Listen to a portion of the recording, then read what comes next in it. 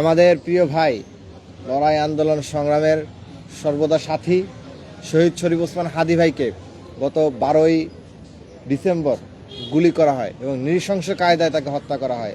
অথচ সেই হত্যাকাণ্ডের 1 মাস অতিবাহিত হয়ে যাওয়া সত্ত্বেও এখন পর্যন্ত তার হত্যাকারীদেরকে গ্রেফতার করার ব্যাপারে, তার হত্যাকারীদের বিচার করার ব্যাপারে, তার হত্যাকারীদের পালিয়ে যেতে যারা সহযোগিতা করেছে তাদের বিচার করার ব্যাপারে এখন পর্যন্ত রাষ্ট্র প্রশাসন, রাষ্ট্রযন্ত্র, ইন্টারিম গভর্নমেন্ট কোনো পদক্ষেপ গ্রহণ করতে পারে নাই।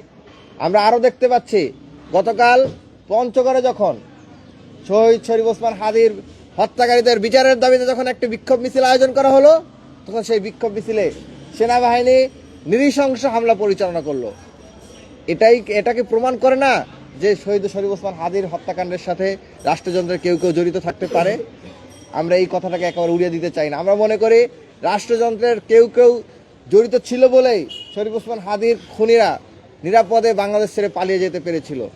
আমরা ইন্টারিম গভর্নমেন্টের কাছে আহ্বান জানাবো, এখনও সময় আছে, আপনারা আর যে কয়টা দিন সময় আছে, এই সময়ের মধ্যে বিচার করুন এবং এদেরকে চিহ্নিত করে বিচারের মুখোমুখি করুন। কিন্তু আমরা যদি সেটি করতে ব্যর্থ হন, আপনারা যদি সেটি করতে ব্যর্থ হন এবং এভাবেই যদি আপনাদের মেয়াদ শেষ করেন, তাহলে আপনাদের উচিত হবে মঈনুদ্দিন ফখরুদ্দিন থেকে শিক্ষা নেওয়া। সেই মঈনুদ্দিন ফখরুদ্দিন প্রায় 2 বছর তত্ত্বাবধায়ক সরকার পরিচালনা করেছিল, কিন্তু এখন তারা দেশেও আসতে পারে না। এরকম একটা পরিস্থিতি তৈরি হয়েছে। আপনাদের যাতে এরকম পরিস্থিতি তৈরি না হয়, সেই জন্য আপনাদেরকে আহ্বান জানাবো যে আপনারা এই বিচারটা করুন এবং যত ধরনের অন্যায় হয়েছে গত 5 আগস্ট পরবর্তী সময়ে ফেসিবাদীদের হাতে, ফেসিবাদী জঙ্গি লীগের হাতে যতগুলো খুন হয়েছে এবং জুলাই গণহত্যায় যে হত্যাকাণ্ড পরিচালনা করেছে, যে গণহত্যা পরিচালনা করেছে, প্রত্যেকটা ঘটনার বিচার আপনারা করবেন। শহীদ শরীফ ওসমান হাদি 5 আগস্ট পর থেকেই বাংলাদেশের খেটে খাওয়া মানুষের যে সংস্কৃতি, সেই সংস্কৃতিকে তুলে আনার চেষ্টা করেছেন। আপনারা দেখেছেন তিনি এখানে নতুন একটা উদাহরণ সৃষ্টি করেছেন মুড়ি বাতাসা বিতরণ করার মাধ্যমে।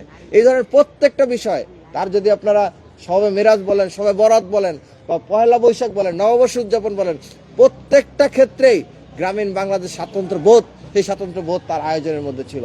সেজন্য তার চিন্তাকে বাঁচিয়ে রাখতে, বাংলাদেশের মানুষের সংস্কৃতিকে তুলে ধরতে এবং বাংলাদেশের সংস্কৃতির, বাংলা ভাষা ও সংস্কৃতির রাজধানী কলকাতার হাত থেকে ফিরিয়ে পুনরায় ঢাকার হাতে পুনঃপ্রতিষ্ঠা করার লক্ষ্যে শহীদ শরীফ ওসমান হাদির যে চিন্তা, যে আদর্শ, যে লড়াই, সেই লড়াইটাকে আমাদেরকে জিয়ে রাখতে হবে।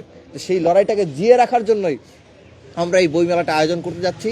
এই বইমেলা আগামী 18 জানুয়ারি থেকে আগামী 22 জানুয়ারি 5 দিনব্যাপী টিএসসির পায়রা চত্বরে বইমেলা অনুষ্ঠিত হবে।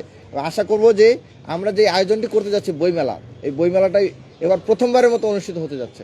কিন্তু যতদিন ডাকসু থাকবে, যতদিন বাংলাদেশ তরুণ কল্যাণ লেখক ফোরাম থাকবে, ততদিন ইনশাল্লাহ প্রতি বছর আমরা শহীদ শরীফ ওসমান হাদির স্মৃতিকে স্মরণ করে শহীদ শরীফ ওসমান হাদি স্মৃতি বইমেলা আয়োজন করব। এটি প্রথম বইমেলা। আমরা মনে করি প্রতি বছরই এই বইমেলাটা অনুষ্ঠিত হবে। আর এবারের বইমেলাটা এমন একটা পরিস্থিতিতে অনুষ্ঠিত হতে যাচ্ছে, আপনারা জানেন যে বাংলাদেশে প্রতি বছর ভাষার মাসে একটি মাসব্যাপী আন্তর্জাতিক বইমেলা অনুষ্ঠিত হয়, কিন্তু এবার নির্বাচন, জাতীয় নির্বাচন সহ বেশ কিছু জাতীয় ইস্যুর কারণে আমাদের বইমেলাটি যথাসময়ে শুরু হতে পারছে না। সেক্ষেত্রে এই বইমেলাটা কতটুকু সফল হতে পারবে এবার আমরা সেটা নিয়ে আসলে খুব শঙ্কায় আছি। কারণ প্রতি বছর লাখ লাখ বই প্রেমী কিন্তু এই বাংলা একাডেমির প্রাঙ্গণে আসতো এবং তারা এখান থেকে সুলভ মূল্যে বই ক্রয় করতে পারতো এবং সেই বই ক্রয় করার মাধ্যমে একটা বিশাল জ্ঞান চর্চার একটা ধারা সৃষ্টি হতো। কিন্তু এবছর সেখানে একটা ছেদ ঘটছে। তো আমরা আশা রাখবো যে আমাদের যে বইমেলা, শহীদ ওসমান হাদি স্মৃতি বইমেলা, এই বইমেলার মাধ্যমে তার ঘাটতি কিছুটা হলেও আমরা পূরণ করতে সফল হব। যদিও পুরোটা করা সম্ভব না, কারণ এত বৃহৎ পরিসরে যে আন্তর্জাতিক বইমেলা অনুষ্ঠিত হয়, সেই আলোকে আমাদের এই প্রয়াসটা হয়তো ক্ষুদ্র।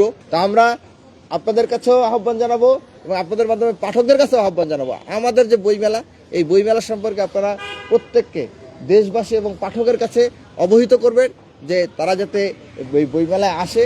আমাদের বইমেলা 18 থেকে 22 জানুয়ারি অনুষ্ঠিত হয়, প্রতিদিন সকাল 9টা থেকে সন্ধ্যা রাত 9টা পর্যন্ত ঢাকা বিশ্ববিদ্যালয়ের টিএসসির পায়রা চত্বরে।